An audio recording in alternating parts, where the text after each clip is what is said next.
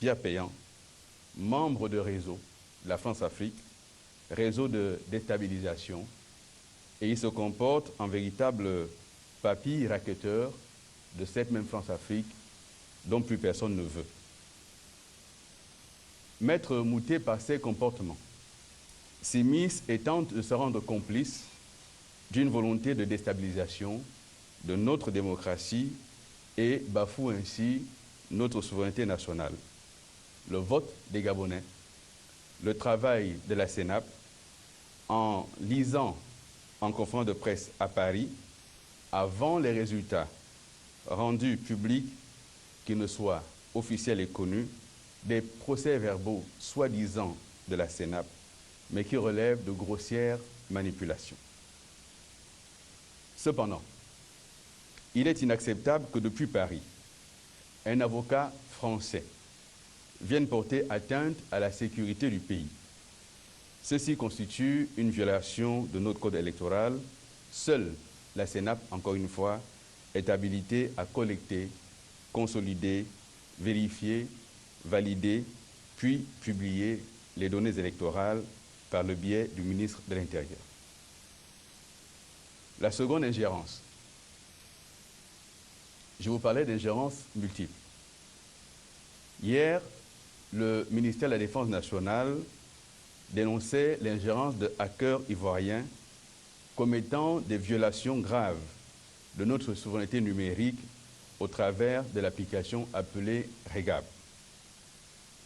Aujourd'hui, nous avons une preuve tangible et irréfutable mettant en cause M. Jean Ping et M. Mamadi Diané. Ce dernier est conseiller du président de la République de Côte d'Ivoire, dans un complot visant à faire démissionner ce jour des membres de la CENAP par corruption. Cette tentative de déstabilisation d'un organe essentiel à l'État en provenance d'une puissance étrangère amie est inacceptable. Le gouvernement gabonais collabore avec les autorités ivoiriennes pour faire toute la lumière sur cette manipulation touchant le cœur de notre processus électoral. Nous sommes respectueux de notre code électoral, de nos institutions et de notre Constitution. Cette tentative de faire démissionner des membres de la Commission électorale nationale autonome et permanente ne doit pas entacher le vote des Gabonais. Par la révélation de ces faits, le Gabon et son gouvernement font part de leur inquiétude quant à la sincérité du candidat Jean Ping qui apparaît ici comme l'objet et l'instigateur d'une déstabilisation menaçant le processus démocratique engagé, salué par les institutions internationales comme l'ONU, l'UE et l'OUA. L'ingérence étrangère, où se retrouve le candidat Jean Ping, montre bien son intention. Bafouer les droits élémentaires des Gabonais par tous les moyens, et il l'a dit, par tous les moyens, y compris le moyen de la corruption locale et de la corruption internationale. Par souci d'apaisement, par respect du processus électoral, par respect de la procédure judiciaire, après le rendu des résultats, nous transmettrons ces éléments remis aux autorités gabonaises, aux autorités judiciaires nationales et aux instances internationales. Merci de votre aimable attention. Je prends bien une ou deux questions, pas plus.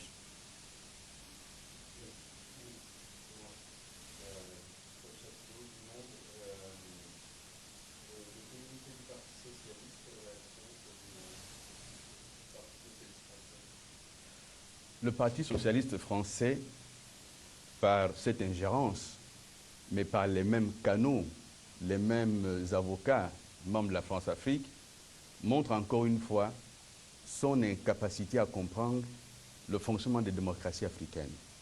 Et ce communiqué semble en machine, puisque à chaque élection, c'est le même communiqué qui est émis et qui est toujours favorable aux candidats de l'opposition, comme par hasard.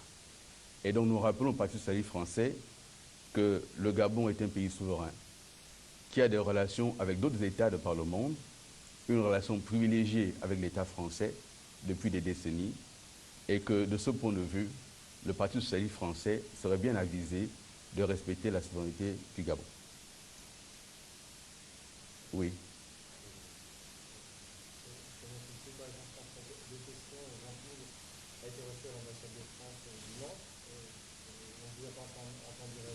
Une question sur le processus électoral. Les gouvernements de notre province sont tenus de publier les résultats et quels sont les résultats dans le OCDE?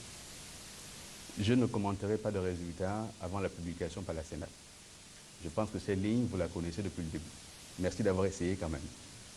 S'agissant de votre première question, nous n'avons pas à commenter les comportements de quelqu'un qui s'autoproclame président et qui court tout de suite auprès d'une ambassade de puissance étrangère. Et quelqu'un qui plus est a mené toute sa campagne sur la haine de l'étranger, la xénophobie, ça prouve bien qu'il recherche là un adoubement qu'il n'a pas obtenu. Deux dernières questions. Oui, monsieur. L'opposition accuse le pouvoir de tenter des exécutions patrillaires sur le Haut-Ogooué. Quelle est votre réponse à ces accusations? Je viens d'y répondre. Oui, dernière question.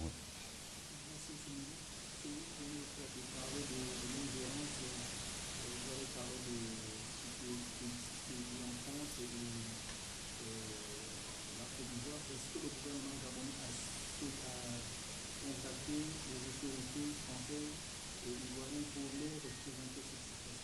Je viens de parler de ce que les autorités gabonaises travaillent avec les autorités de Côte d'Ivoire pour en savoir plus et mettre un terme à cette ingérence inacceptable. Je rappelle quand même que la personne concernée ici est conseiller du président de Côte d'Ivoire.